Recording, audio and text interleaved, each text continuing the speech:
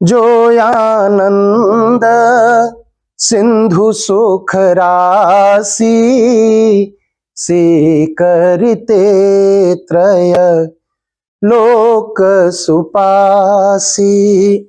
सो सुख धाम रामयस नामा, अखिल लोक दायक विश्रामा। जयराम जी की। जो आनंद सिंधु सुख राशि, जो सारे संसार को आनंद देने वाले हैं। सीकर इते त्रैलोक के सुपासी, इतना आनंद है, उस आनंद के सागर से एक बूंद से सारे भक्तों को सुख देते हैं। सुख राशि, सुख के खजाना हमारे राम जी आ रहे हैं। कब आ रहे? 17 तारीख को। 17 तारीख को नवमी लगेगी, हम लोग रामनवमी मनाएंगे, अपने राम जी का जन्मदिन मनाएंगे, अपने मन की बात कहेंगे राम जी से, व्रत करेंगे, पूजन करेंगे, पालना झुलाएंगे और सोहर गाएंगे। कहां? दक्षेश्वर धाम और केतुमालेश्वर धाम में, दोनों जगह।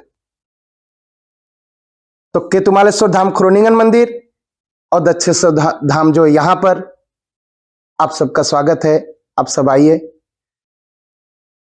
पत्रा में कहीं कहीं 2 तिथियां दिखाई पड़ रही हैं। पत्रा में कहीं कहीं 2 तिथियां दिखाई पड़ रही, कोई कह रहा है 16 को, कोई कह रहा है 17, कोई कह रहा है मंगलवार, कोई कह रहा है बुधवार। सही क्या है?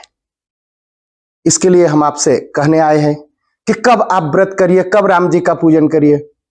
राम जी का पूजन शुद्ध रूप से 17 तारीख को ही होगा, 16 को नहीं।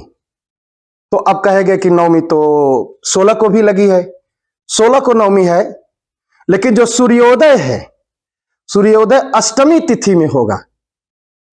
अगर सूर्योदय अष्टमी तिथि को होगा तो पूरे दिन संकल्प में अष्टमी तिथि ही पढ़ी जाएगी, चाहे दूसरी तिथि लग जाए।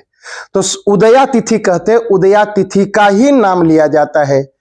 तो अष्टमी पड़ेगी, जब सूरज भगवान निकलेंगे तो अष्टमी रहेगी। उसके बाद कई घंटे बाद तो रामनवमी लगी, तब नवमी लगेगी। तो जब नवमी लगेगी तो उसे कहा जाएगा अष्टमी विद्या नवमी। और जो हम लोगों की जो पुस्तक है सनातन धर्म की, उसको कहा गया है निर्णय सिंधु, जो सारे त्योहारों के बारे में, सब चीज के बारे में फैसला करता है। तो निर्णय सिंधु के ब्लात सैद पेज पर होंदे नंबर पर लिखा गया है रामनवमी तिथि निर्णय, या रामनवमी निर्णय कहिए आप, कि कैसे करें, कब मनाएं। तो उसमें लिखते हैं वो भी एक प्रमाण देते हैं। क्या देते हैं? कि अगस्त संहिता में लिखा गया है अष्टमी विद्या नवमी को व्रत करने से कोई फल नहीं मिलता। अष्टमी विद्या नवमी क्या है? सूर्योदय अष्टमी में हो, उसके बाद नवमी लगे तो उसे कहा जाता है अष्टमी विद्या नवमी। और उसमें लिखा गया कि जो भक्त भगवान की भक्ति करना चाहते हैं, भगवान की कृपा प्राप्त करना चाहते हैं, वो अष्टमी विद्या नवमी का व्रत न करे। इसलिए हम लोगों ने, या पूरे सनातन धर्मावलंबियों ने फैसला किया है कि हम लोग 17 तारीख को ही रामनवमी मनाएंगे। क्यों 17 तारीख को? कि 17 तारीख को ही सूर्योदय नवमी में लगेगा। सूर्योदय जो होगा वो नवमी तिथि में होगा, तो पूरे दिन नवमी मानी जाएगी, उदया तिथि नवमी रहेगी।